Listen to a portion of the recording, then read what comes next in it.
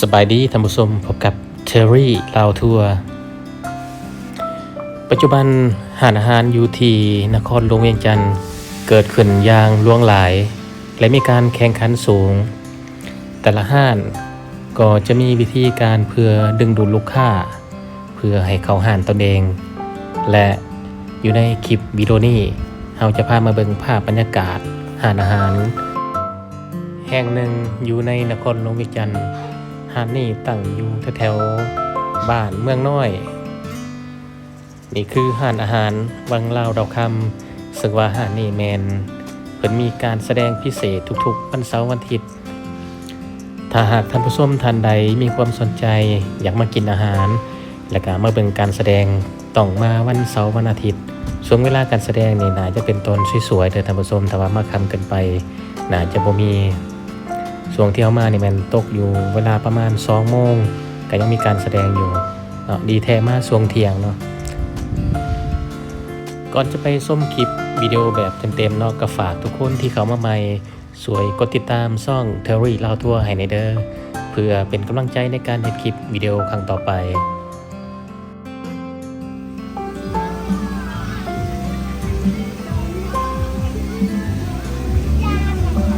จะหน่อยก็จะเอาฟอนอยู่นี่นั่งโต๊ะนี้เลยบ่ใส่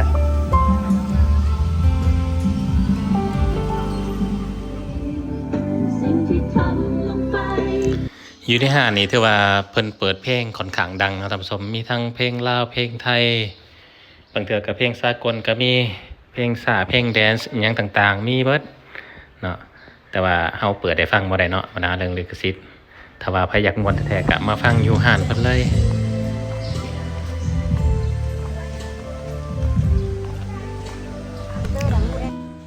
วันเสาร์วันอาทิตย์ถือเป็นช่วงเวลาที่ดีมาพักผ่อนหย่อนกายกับครอบครัวเนาะท่านผู้ชมเด็กน้อยมักขนาดเนาะเวลาได้ออกมาเล่นมาเที่ยวข้างนอก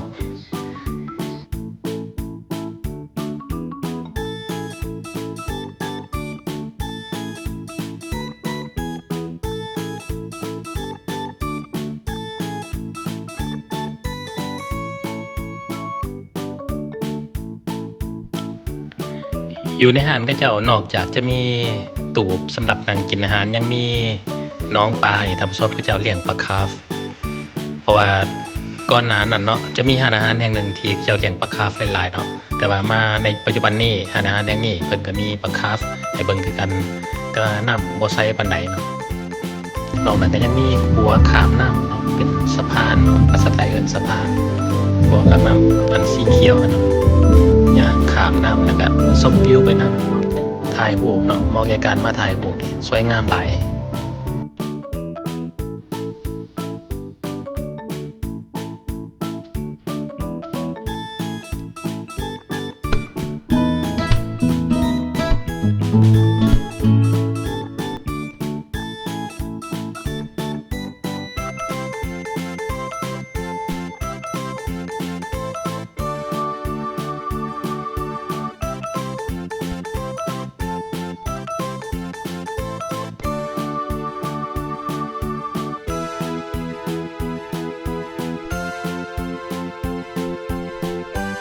นอกจากหัวสีเขียวแล้วก็ยังมี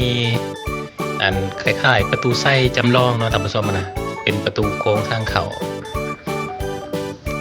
แล้วก็ยังมีหัวสีฟ้าเนาะหลายคนมักมาถ่ายรูปชุดนี้เป็น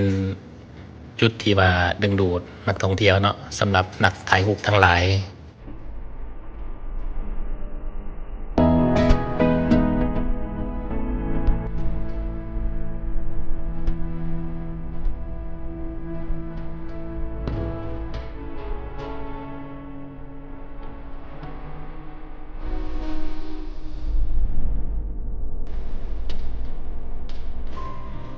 วิวสำหรับถ่ายรูปเนี่ยก็มีหลายมุมพอสมควรท่านผู้ชมอันนี้ก็เป็นอีกวิวหนึ่งที่สวยงามเนาะทางกลางจะมีน้องน้ำสองข้างจะมีตูบห้านอาหารแล้วก็มี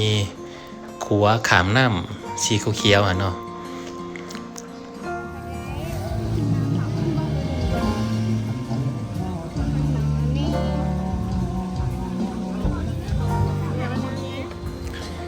แ ได้เวลาแสบของเราแล้วเราสั่งต้มยำแล้วก็ก่อยปลา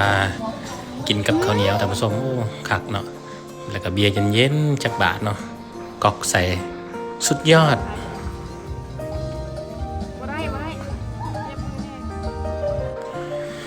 พอดีกำลังกินข้าวเนาะท่านผู้ชมกองศิลปะก็เจ้าก็มาฟอดอยู่ต่อหน้าตู้บนเฮานั่งกินข้าวเลย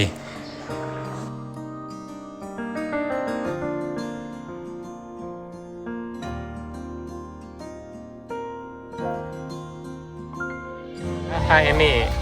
มาเที่ยวเด้อมานี่ส่วนอาหารยังไง ส่วนอาหารของเรา อยู่ไสนี่ อยู่ส่วนอาหารบางเราทำนี่ดิ